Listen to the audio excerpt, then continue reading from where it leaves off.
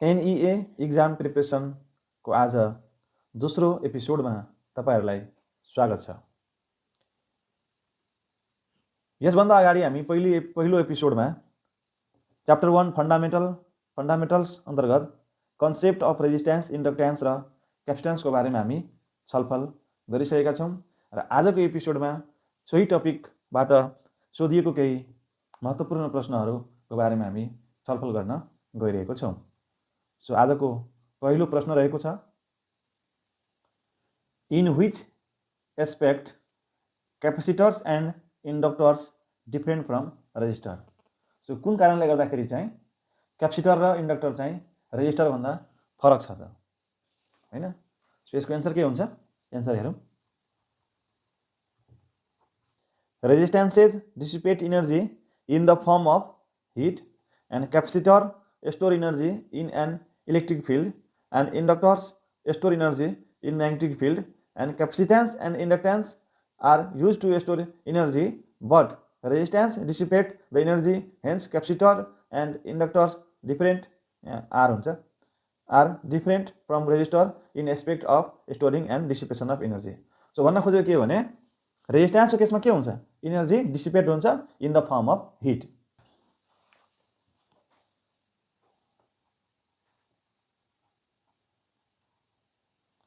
So एउटा रेजिस्टेन्समा मानौ V voltage supply गर्यौं भने I करेन्ट मानौ यसमा फ्लो भयो भने रेजिस्टेन्समा के हुन्छ? Resistances dissipate energy in the form of heat. So यसले चाहिँ हिटको फर्ममा चाहिँ एनर्जी यहाँ चाहिँ डिसिपेट हुन्छ, हैन? सो इन केस अफ अब क्यापेसिटरमा हामी मानौ भोल्टेज एप्लाई गर्यौं भने के हुन्छ भने यहाँ चाहिँ एनर्जी के हुन्छ भने यो क्यापेसिटरलाई चार्जिङ गर्नलाई खर्च गर्छ, हैन? चार्जिङ गर्न खर्च हुन्छ अथवा यहाँको भोल्टेज यहाँ चाहिँ ट्रान्सफरिङ हुन्छ क्यापेसिटरको एक्रसमा, हैन? सो यहाँ चाहिँ के हो भने इलेक्ट्रिक फिल्ड मतलब बनाउनलाई खर्च हुन्छ। That is capacitor store energy in an electric field. Similarly in case of अब तपाईको इन्डक्टरको एक्रसमा मानौ हामी भोल्टेज सप्लाई गर्यौं भने इन्डक्टरले के गर्छ भने हाम्रो एनर्जीलाई म्याग्नेटिक फिल्ड क्रिएट गर्नलाई खर्च गर्छ, हैन? अथवा स्टोर गर्छ। सो यसमा चाहिँ के काम गर्छ भने यो कोइलको वरपर चाहिँ म्याग्नेटिक फिल्ड बनाउँछ, एनर्जी स्टोर हुन्छ इन फर्म अफ म्याग्नेटिक फिल्डमा, ठीक छ? सो यहाँ चाहिँ के भयो भने के को रेफरेन्समा चाहिँ यो क्यापेसिटर इन्डक्टर र रेजिस्टर, क्यापेसिटर र इन्डक्टर फरक छ भने resistor in aspect of storing and dissipation of energy. के एक्सपेक्टमा? Storing and dissipation of energy, ठीक छ? सो क्लियर भयो यो। सो रेजिस्टेन्सको एक्रसमा के हुन्छ? हिट हुन्छ। क्यापेसिटेन्सको एक्रसमा के हुन्छ? इलेक्ट्रिक फिल्ड हुन्छ र इन्डक्टेन्सको एक्रसमा के हुन्छ? तपाईको म्याग्नेटिक फिल्ड हुन्छ। म्याग्नेटिक फिल्ड स्टोर गर्नलाई अथवा बनाउनलाई एनर्जी के भयो भने युज भयो। अब अर्को क्वेशन हेरौं। Define self inductance. So self inductance भनेको के हो? सो सेल्फ इन्डक्टेन्स र इन्डक्टेन्स एउटै कुरा हो, हैन? सेल्फ इन्डक्टेन्स भनेको कोइलमा आफ्नै करेन्टको कारणले चाहिँ ईएमएफ इन्ड्युस हुनु, है? जस्तै एउटा कोइल छ, यो कोइलमा अल्टरनेटिङ भोल्टेज सप्लाई गर्यौं भने यसमा के हुन्छ भने changing current, that is alternating current यो सर्किटबाट फ्लो हुन्छ र यो कोइलमा चाहिँ के हुन्छ भने अल्टरनेटिङ करेन्ट फ्लो हुन्छ। सो अल्टरनेटिङ करेन्ट फ्लो भइरहेको बेलामा के हुन्छ भने मानौ यहाँ चाहिँ त करेन्ट के भयो? चेन्जिङ करेन्ट फ्लो भयो, हैन? सो चेन्जिङ करेन्ट फ्लो भइरहेको बेलामा यो कोइलले के गर्छ भने करेन्ट कन्डक्टरले के गर्छ भने क्रिएट म्याग्नेटिक फिल्ड। सो यो कोइलको एक्रसमा के भयो भने कोइलको वरपर के भयो भने म्याग्नेटिक फिल्ड क्रिएट भयो। अब त्यही करेन्ट हेर्नुस् त यो अर्को टर्नमा गएर फेरि बग्दाखेरि फर्स्ट टर्नले प्रोड्युस गरेको म्याग्नेटिक फिल्डलाई सेकेन्ड टर्नको कन्डक्टरले के गरिरहेछ? कट गरिरहेको छ। सो के भन्छ भने when a conductor cuts magnetic field and EMF is induced across the conductor भनेको छ। सो यो अब अर्को टर्नमा गएर के भइदियो भने ईएमएफ इन्ड्युस्ड भयो। सो कसले गर्दा ईएमएफ इन्ड्युस्ड भयो भने त्यही सेम कोइलमा बगिरहेको करेन्टका कारणले प्रोड्युस गरेको म्याग्नेटिक फिल्ड र त्यही सेम कोइलमा बगिरहेको चेन्जिङ करेन्ट। सो एउटै कोइलमा त्यही करेन्टले चाहिँ म्याग्नेटिक फिल्ड पनि बनाइरहेको छ र सेम करेन्टले चाहिँ फेरि कन्डक्टरलाई फेरि त्यो म्याग्नेटिक फिल्डलाई कट गरेर त्यहाँ ईएमएफ पनि इन्ड्युस भइरहेछ भने यस्तो किसिमको प्रोपर्टी अफ कोइललाई चाहिँ के भनिन्छ भने सेल्फ इन्डक्टेन्स भनिन्छ, ठीक छ? सो यही कुरा हामी लेखौं। That is self inductance is defined as the property of coil by virtue of which induction of voltage occur in a occur अथवा induction of voltage occur in a current carrying wire when the current in the wire itself is changing. In the case of self inductance, the magnetic field created by a changing current in the circuit itself induces a voltage in the same coil. So भन्न खोजेको के हो भने self inductance भनेको खासमा के हो भने प्रोपर्टी अफ कोइल हो बाइ भर्च्यु अफ व्हिच जसले गर्दा इन्डक्सन अफ भोल्टेज भनेको भोल्टेज चाहिँ इन्ड्युस्ड हुनु कोइलमा चाहिँ भोल्टेजको इन्ड्युस्ड हुनु occur in a current carrying wire भनेको त्यही करेन्ट क्यारिङ वायरमा भोल्टेज इन्ड्युस्ड हुनु when the current in the coil अथवा वायर itself is changing भनेको itself त्यो करेन्ट चेन्जिङ करेन्टले गर्दाखेरि नै सेम कोइलमा चाहिँ म्याग्नेटिक फिल्ड पनि आउनु क्रिएट हुनु र त्यही म्याग्नेटिक फिल्डलाई सेम फेरि कोइलको कन्डक्टरले काटेर त्यसमा इन्डक्सन हुनु इएमएफ इन्डक्सन हुनु जुन प्रोपर्टी अफ कोइल छ त्यसलाई के भनिन्छ भने सेल्फ इन्डक्टेन्स भनिन्छ. In case of self inductance, the magnetic field created by the changing current in the circuit itself induces a voltage in the same circuit. ठीक छ क्लियर भयो सेल्फ इन्डक्टेन्स भनेको के हो भने. सो अब नेक्स्ट क्वेशन छ हाम्रो draw the symbol of conductance. So यसको एन्सर हेरौँ. हामीलाई के थाहा छ भने कन्डक्टेन्स भनेको रेसिप्रोकल अफ रेजिस्टेन्स हुन्छ हैन. कन्डक्टेन्स भनेको के हो भने reciprocal of resistance. So symbol of conductance भनेको के हुन्छ भने सिम्बल अफ रेजिस्टेन्स नै हुन्छ. सिम्बल अफ कन्डक्टेन्स भनेको के हुन्छ भने तपाईको सिम्बल अफ रेजिस्टेन्स नै हुन्छ र यसलाई हामीले G = 1/R ले डिनोट गर्छौं. सो यो भयो सिम्बल अफ कन्डक्टेन्स. यसैगरी अब हामी नेक्स्ट क्वेशन हेरौँ. यो चाहिँ हाम्रो क्वेशन नम्बर 3 थियो. अब क्वेशन नम्बर 4 हेरौँ. सो क्वेशन रहेको छ right the difference between capacitor and inductor.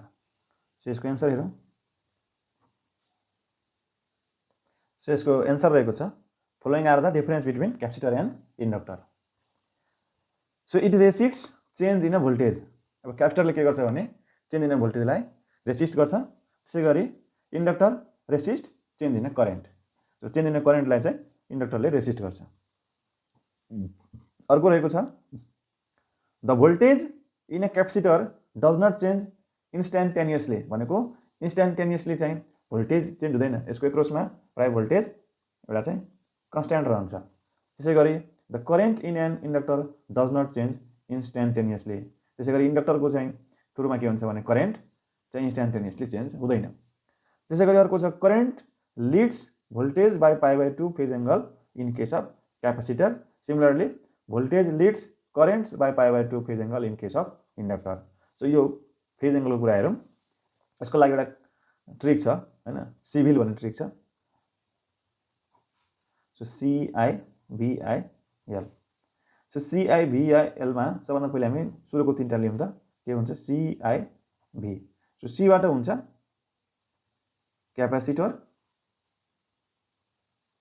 I बाट भयो करेन्ट र V बाट भयो voltage. So in case of capacitor पहिले कुन आयो करेन्ट आयो त्यसपछि के आयो भोल्टेज आयो that is current leads voltage. In case of capacitor current अब यो बीचमा के छ भने लिड्स किनभने पहिले करेन्ट आयो करेन्ट लिड्स भोल्टेज बाइ कति डिग्रीले π/2 फेज एंगलले है. यो भयो क्यापेसिटरको बारेमा. ठीक छ यो भयो क्यापेसिटरमा. त्यसैगरी अब इन केस अफ इन्डक्टरको लागि चाहिँ यो सिभिलको माथिको लास्टको तीनटा लियौं VIL. So VIL. सो यसमा V for voltage I for I कसको लागि छ करेन्टको लागि र L भयो इन्डक्टर. सो इन्डक्टरको केसमा के हुन्छ भने पहिले भोल्टेज आउँछ त्यसपछि करेन्ट आउँछ दैट इज भोल्टेज लिड्स हैन भोल्टेज लिड्स करेन्ट बाइ π/2. ठीक छ. सो के भयो भने पहिले भोल्टेज आयो त्यसपछि करेन्ट आयो भने त्यसकारणले voltage lead current by π/2 in case of inductor. अब त्यसैगरी अर्को बुझा हेरौँ the capacitor function as a short circuit for alternating current. Similarly inductor function as a short circuit for the direct current. So क्यापेसिटरमा मात्र एसी करेन्ट बग्छ र इन्डक्टरमा मात्र डीसी करेन्ट बग्छ है. अब क्यापेसिटरमा किन एसी करेन्ट बग्छ डीसी करेन्ट बग्दैन भन्दाखेरि यो हामीले प्रिभियस एपिसोडमा हामी छलफल गरिसकेका छौं. कन्फ्युज भयो तपाई यो भिडियोले यही पोस्ट गरेर प्रिभियस भिडियोमा गएर हेर्न सक्नुहुन्छ. ठीक छ. सो अब हामी नेक्स्ट बुझा हेरौँ the unit of capacitance is farad. The unit of inductance is henry. Energy is stored in the electric field in case of capacitor and energy is stored in the magnetic field in case of inductor. So यो भयो difference between capacitor and inductor. ठीक छ, अब हामी next question हेरौँ। So question रहेको छ find out the resistivity of the metal wire of a 5 metre length and 2 mm in the diameter if its resistance happens to be 50 ohm। अब यो NEA को 4 तहको लागि लिने परीक्षामा चाहिँ न्युमेरिकलहरू गर्दाखेरि क्यालकुलेटरको प्रयोग गर्न दिँदैन।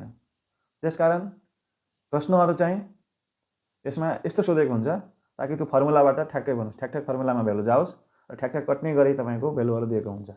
सो न्युमेरिकल गर्दाखेरि चाहिँ यसमा डराउनु पर्दैन, फर्मुलाहरू चाहिँ हामीले चाहिँ सबै याद गर्नुपर्छ। यो क्वेसनको लागि सोलुसन हेरौँ। अब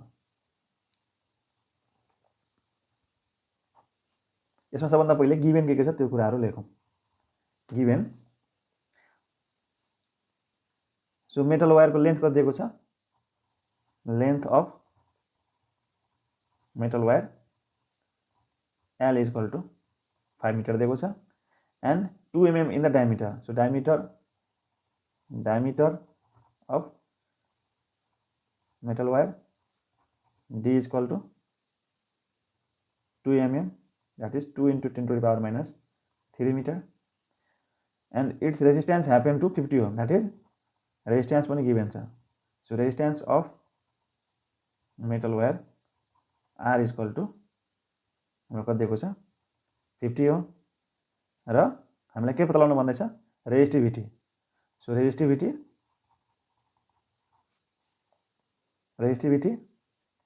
of metal wire that is rho is equal to watt। ठीक छ। सो क्वेसनले के भन्दैछ भने एउटा मेटल वायर दिएको छ हैन, जसको L पनि दिएको छ, R पनि दिएको छ, A त दिएको छैन, तर एरिया ए निकाल्नको लागि हामीलाई यसको डायमिटर पनि दिएको छ भने यो मेटलको चाहिँ रेजिस्टिभिटी कति हुन्छ rho is equal to watt। So यसमा हेर्नुस् त हामीले R is equal to rho L by A formula पढेको थियौं। सो त्यो फर्मुला यसमा लाग्ने भयो।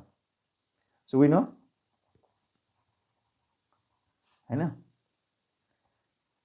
R is equal to rho L by A, तर यहाँ अब A को भ्यालु त थाहा छैन। सो सबभन्दा पहिले हामी A को भ्यालु निकालौं। Now A is equal to अब यो के छ सर्कुलर हुन्छ हैन, मेटल वायर भनेपछि यो वायर भनेपछि सर्कुलर, यसको एरिया अप्रोक्सिमेसन कस्तो हुन्छ सर्कुलर हुन्छ। सो सर्कलको मान्नु तपाईलाई डायमिटर D दिएको छ भने यसको एरिया कति हुन्छ, एरिया हुन्छ pi area A is equal to pi D square by 4 हुन्छ। कति हुन्छ पाई D स्क्वायर बाई 4 हुन्छ, that is pi D square by 4 हुन्छ। त पाई भयो। D को भ्यालु कति दिएको छ यहाँ हेर्नुस् त 2 into 10 to the power minus 3 को whole square divided by 4। So यसलाई सल्भ गर्यौं भने कति हुन्छ पाई को भ्यालु 3.14 into 2 2 जा 4 into 10 को पावर 3 2 जा minus 3 into 2 भने कति भयो -6 डिवाइडेड बाई 4 4 4 क्यान्सल आउट भयो। सो कति भयो 3.14 into 10 to the power 6 metre square. यो भयो एरिया, यो भयो एरिया। अब हामीले इक्वेसन नम्बर 1 युज गरौँ हैन, फेरि लेखौँ। Now R is equal to rho L by A और rho is equal to RA by L। So अब R को भ्यालु हामीलाई कति दिएको छ, R को भ्यालु हामीलाई 50 दिएको छ, एरिया हाम्रो 3.14 into 10 to the power minus 6 आइसक्यो र L हाम्रो दिएको छ 5। सो यो कति हुन्छ, यो 5 10 जा 50, सो 10 र माइनस 6 भनेको एउटा यहाँ घट्यो। सो कति हुन्छ 3.14 into 10 to the power minus 5। अब रेजिस्टिभिटी पनि के हुन्छ ओम मिटर। सो यो भयो यसको आन्सर।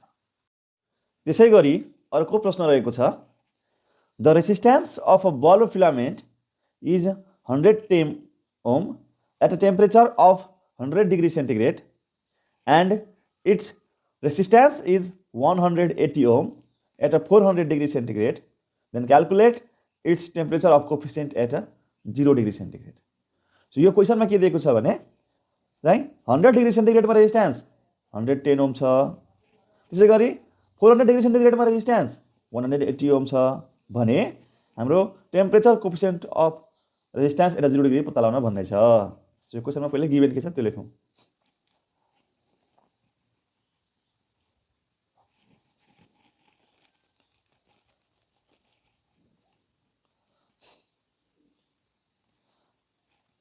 एट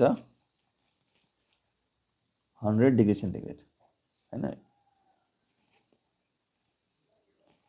सो 100 डिग्री सेन्टिग्रेडमा टेम्परेचर कति हुन्छ? T1 equal to 100 degree centigrade. Resistance कति गिभन छ?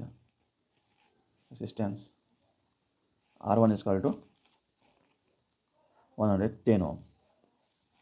Similarly at 400 degree centigrade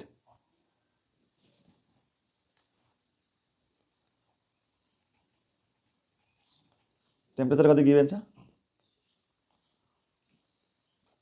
T2 400 degree centigrade भयो। रेजिस्टेन्स कति गिभन छ? R2 equal to 180 Om. र हामीलाई के पत्ता लगाउन भन्दैछ? एट 0 डिग्री सेन्टिग्रेड हैन, जसको लागि टेम्परेचर कति भयो? T अथवा T3 नै भनौँ इक्वल टु 0 डिग्री सेन्टिग्रेड, जसमा चाहिँ हामीलाई अल्फा भ्यालु टेम्परेचर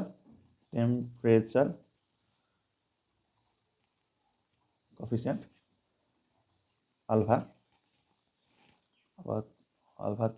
0 भनौँ अथवा 3 भनौँ हैन, 3 नै भनौँ, अल्फा 3 इक्वल टु वाट हामीलाई पत्ता लगाउन भनेको छ। यसलाई अल्फा 0 नै भन्दैम न त, अल्फा 0 पत्ता लगाउन भन्दैछ। ठिक छ। सो अब यो क्वेसन कसरी गर्ने त? हामीलाई के थाहा छ भने हामीले यो टेम्परेचर कोफिसिएन्ट अफ रेजिस्टेन्ससँग सम्बन्धित हामीले दुईटा मेन फर्मुला पढेको छौँ।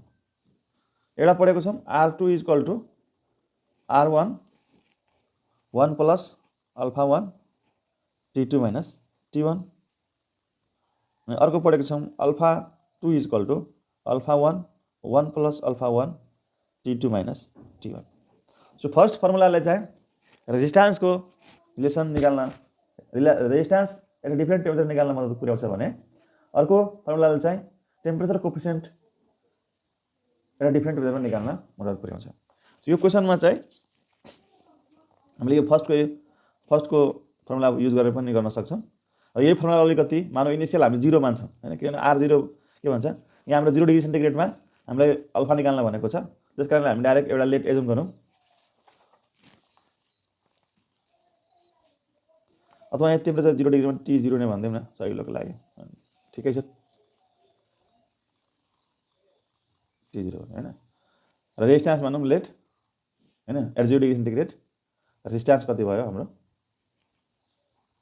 R0 equal to R0। So अब हामी 0 डिग्री सेन्टिग्रेडमा कति मान्यौँ भने R0 मान्यौँ, र 0 डिग्री सेन्टिग्रेडमा हाम्रो अल्फा 0 निकाल्न भनेको छ। अब हामी फर्मुला 4 0 डिग्री र 100 डिग्री सेन्टिग्रेडको लागि हामी एप्लाई गरौँ त। यो फर्मुला यो R वाला फर्मुला यो 0 डिग्री र 100 डिग्री सेन्टिग्रेडको लागि एप्लाई गरौँ त। के हुन्छ? R1 equal to R0। अब वी नो भनौँ न, we know R1 equal to R0 1 plus alpha 0 into 100 minus 0 भनेको T2 यहाँ कति भयो 100 अनि T1 कति भयो 0। So 100 minus 0। So value put गरौँ त। R1 हाम्रो कति छ 110, R0 हामीलाई थाहा छैन, 1 प्लस अल्फा 0 हामीलाई थाहा छैन। सो 100 माइनस 0 भनेको कति भयो? 100 भयो, अथवा इन्टु 100। सो यसलाई फर्दर गरौँ त। 110 equal to R0 1 plus 100 alpha 0, equation 1। Similarly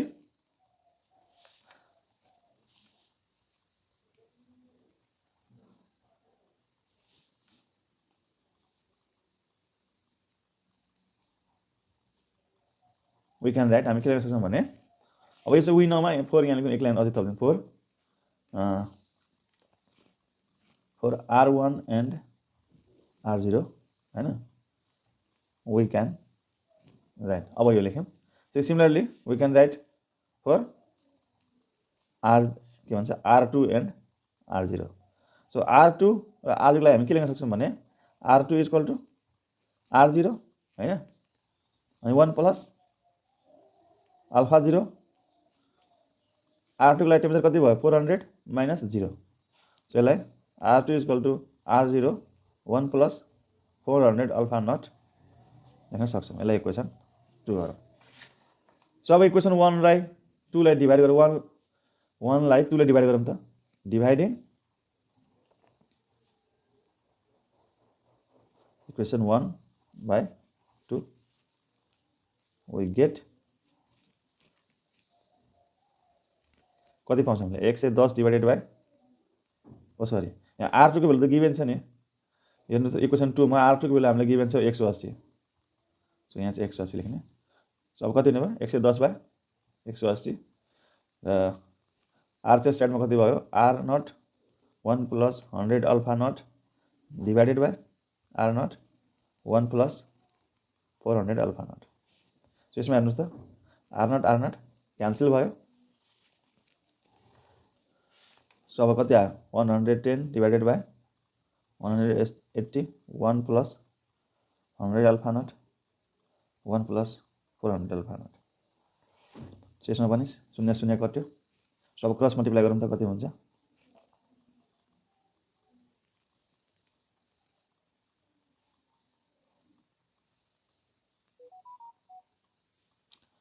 11 plus 11 चोको 44 चाहिँ alpha naught equal to 18 plus 18 चाहिँ अल्फा नट और 44 चाहिँ माइनस 18 चाहिँ alpha naught equal to 18 minus 11 गऱ्यो भने कति हुन्छ 7 और अल्फा नट भनेको 7 डिवाइडेड बाइ अब 44 चाहिँ माइनस 18 चाहिँ सो 44 बाट 18 गयो भने कति हुन्छ 26 सो 26 सो यही भयो यसको आन्सर अल्फा नट भनेको कति हो अल्फा 0 को भ्यालु कति भयो 7 डिवाइडेड बाइ 26 चाहिँ पर डिग्री सेन्टिग्रेड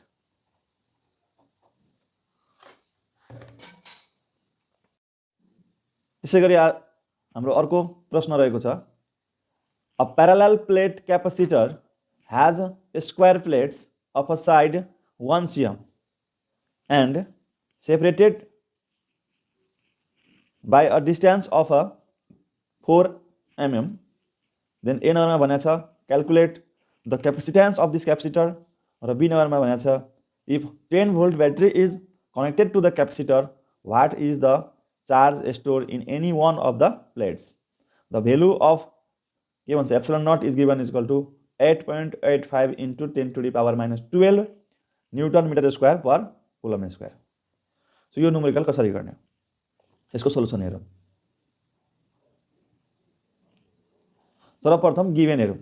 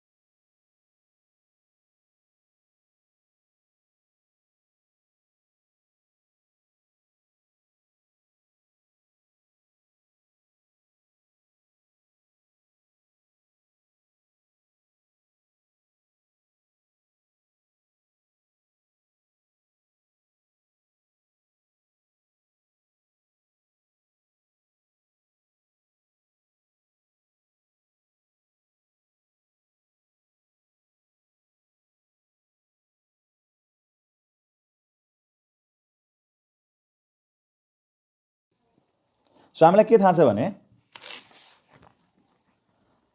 यदि क्यापेसिटर को प्लेट बीच को डिस्टेंस हैन अब अलिकति बुझ्नुको लागि ठुलै बनाए ग्याप हैन यदि प्लेट बीच को डिस्टेंस हामीलाई डी गिभन छ र यो प्लेटहरुको चाहिँ एरिया हामीलाई ए गिभन छ र यो प्लेटहरुको बीचमा राखिएको जुन इन्सुलेटिङ मटेरियल छ यसको हामीलाई परमिटिभिटी हामीलाई थाहा छ भने एप्सिलन यदि हामीलाई थाहा छ भने यो क्यापेसिटेन्स को यो क्यापेसिटर कति क्यापेसिटेन्स कति हुन्छ भने C equal to epsilon A by D हुन्छ। ठिक छ। र एउटा कन्स्ट्यान्ट सबै कुरा कन्स्ट्यान्ट छ भने र त्यसमा भोल्टेज एप्लाई गऱ्यो भने सी इक्वल टु के हुन्छ क्यू बाई भी हुन्छ। यो दुईवटा फर्मुला हामी पढेको छौँ। यही फर्मुलाले यसलाई एप्लाई गरौँ। ठिक छ। अब ए नम्बरको सोल्युसनमा हेरौँ त। ए नम्बरमा के भनेको छ भने क्यापेसिटेन्स निकाल्न भनेको छ। क्यापेसिटेन्स निकाल्न हामीलाई एप्सिलन ए र डी चाहिन्छ। यसमा डी गिभेन छ, एप्सिलनको भ्यालु पनि क्वेसनमा गिभेन छ। सो यहाँ गिभेन लेख्दौँ। Given epsilon naught equal to 8.85 into 10⁻⁻12 newton metre square per coulomb square. And now हामीलाई एरिया निकाल्नु पर्यो। एरियाको लागि हामीलाई के दिएको छ लेन्थ दिएको छ, साइड अफ स्क्वायर भनेको छ। सो स्क्वायरको एरिया के हुन्छ length. Now area of plate कति हुन्छ भने सो प्लेट हाम्रो कस्तो दिएको छ स्क्वायर प्लेट दिएको छ है। प्लेट कस्तो गिभेन दिएको छ स्क्वायर गिभेन छ जसको लेन्थ र ब्रेथ के हुन्छ बराबर छ। सो यसको एरिया के हुन्छ यल स्क्वायर। सो यल हाम्रो गिभेन छ कति 1 into 10⁻⁻2 square. So 1 into 10⁻⁻4 metre square. यो भयो area of plate. So now capacitance कति हुने भयो त capacitance C equal to epsilon. अब हेर्नुहोस् यहाँ एप्सिलन नट गिभेन छ भने एप्सिलन नटै लेखिदिने epsilon naught A divided by D. So value put गरिदिने 8.85 इन्टु 10⁻⁻12 एरिया भनेको 1 इन्टु 10⁻⁻4 एन्ड डिस्टेन्स कति दिएको छ हामीलाई 4 इन्टु 10⁻⁻3। यसलाई सिम्प्लिफाई गरौँ त। अब क्यालकुलेटर प्रयोग गर्न दिएको छैन। सो यसलाई अब सिम्प्लिफाई कसरी गर्ने भने 8 divided by 85 divided by 4 into 10⁻⁻12 हेर्नुहोस् त -12 त्यसपछि -4 अनि माइनस माथि भयो +3। सो यो कति भयो 4 दुना 8 4 दुना 8 र 4 एकान 4 हैन। अब त्यति जानु पर्दैन दुई डेसिमल भइहाल्यो इन्टु 10⁻12 4 16 16बाट 3 गयो 13। सो 10⁻⁻13 फाराड चाहिँ यसको एन्सर भयो। सो सी इक्वल टु कति भयो 2.21 इन्टु 10⁻⁻13 फाराड। यो यसको एन्सर भयो ए नम्बर। अब बी नम्बरमा के सोधेको छ भने if a 10 volt battery is connected to the capacitor भनेको अब यो क्यापेसिटरको एक्रोसमा चाहिँ एउटा 10 भोल्टको ब्याट्री कनेक्ट गरिएको छ हैन। 10 भोल्टको ब्याट्री कनेक्ट गरेको छ भने के हुन्छ यो क्यापेसिटरको प्लेटहरुमा चार्ज एकुमुलेट हुन्छ। सो त्यतिखेर हामी फर्मुला के लगाउँछौं C equal to Q by V। So we know C equal to Q by V और Q equal to C into V। So C हाम्रो कति आयो 2.21 इन्टु 10⁻⁻13 इन्टु V कति हाम्रो गिभन छ 10 भोल्ट। सो के हुने भयो एउटा 10 यसबाट घट्ने भयो कति भयो 2.21 इन्टु 10⁻⁻12 कोलम। अब त्यो चार्ज युनिट के हुन्छ कोलम। सो C यसको एन्सर भयो C फर कोलम भयो हैन। सो यो भयो यो क्वेशनको एन्सर।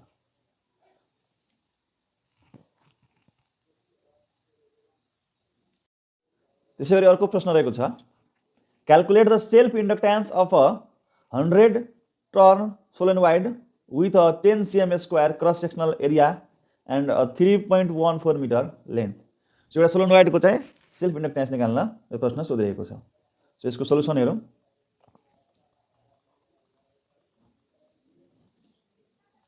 सो यसमा के हुन्छ भने सेल्फ इन्डक्टेन्सको लागि एउटा कोइलको फर्मुला छ। यदि एउटा कोइल मानौ यस्तो कोइल छ यदि एउटा कोइलको नम्बर अफ टर्न चाहिँ m गिभन छ र एरिया अफ क्रस सेक्सन यो एरिया अफ क्रस सेक्सन चाहिँ a गिभन छ र यसको लेन्थ l गिभन छ र पर्मिएबिलिटी अफ मिडियम यहाँको सराउन्डिङको चाहिँ permeability of medium mu given छ भने यो के हो permeability of medium mu given छ भने चाहिँ यो कोइलले अथवा यो कोइलको इन्डक्टेन्स कति हुन्छ यो कोइलको इन्डक्टेन्स हुन्छ l equal to mu n square a divided by l। ठीक छ यो भयो इन्डक्टेन्सको फर्मुला। सो क्वेशनमा हेरौँ त के गिभन छ given Calculate the self inductance of a 100 turns run wires. So number कति दिएको छ, number of turns भनेको n is equal to 100 turn. ठीक छ। त्यसै गरी with a 10 cm square cross sectional. So cross sectional area कति दिएको छ, cross sectional area A is equal to 10 cm square. अब यसलाई मिटर स्क्वायर लाने 10 into 10 to the power minus 4 meter square area भयो। एन्ड द लेन्थ कति दिएको छ, length L is equal to 3.14 metre दिएको छ। अनि यदि पर्मिएबिलिटीको भ्यालु गिभन छैन भने हामीले एजुम गर्नुपर्छ permeability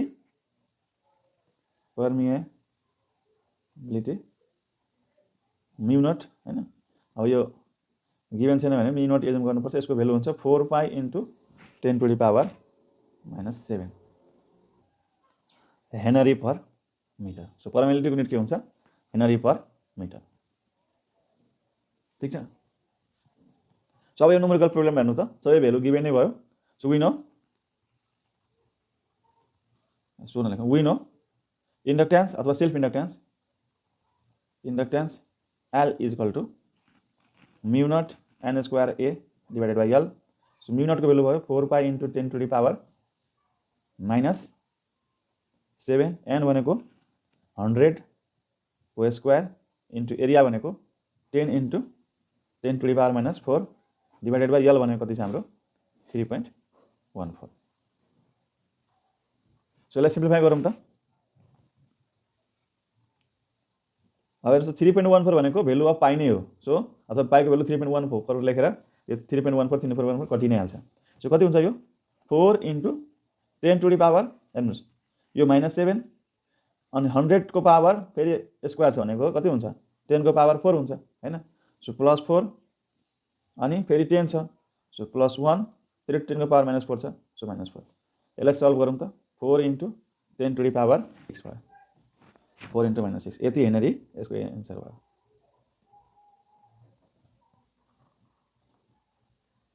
so 4 into 10 to the power -6 Henry यसको रिक्वायर्ड एन्सर हो। ठीक छ। यो न्युमेरिकल जस्ट फर्मुलामा सबै भ्यालु पुट गरेपछि एन्सर आयो। आजको एपिसोडमा हामीले कन्सेप्ट अफ रेजिस्टेन्स, इन्डक्टेन्स र क्यापेसिटेन्ससँग सम्बन्धित हामीले विभिन्न प्रश्नहरू, न्युमेरिकल प्रोब्लमहरू हेर्यौं। र अझ पनि तपाईलाई यस टपिकबाट कुनै प्रश्न छ भने कृपया कमेन्टमा लेख्नु होला, म त्यसको सक्दो उत्तर दिने प्रयास गर्नेछु भन्दै आजको प्रस्तुति सुरुदेखि अन्तिमसम्म हेरिदिनु भएकोमा तपाईलाई धन्यवाद छ। र कुनै प्रतिक्रिया भए कमेन्ट गर्नु होला, मन परे भिडियोलाई लाइक, शेयर, सब्स्क्राइब गरिदिनु होला भन्दै नेक्स्ट भिडियोमा नेक्स्ट टपिकको साथ उपस्थित हुने नै छु भन्दै आजको लागि यस भिडियोबाट बिदा हुन्छु। हस्त, धन्यवाद।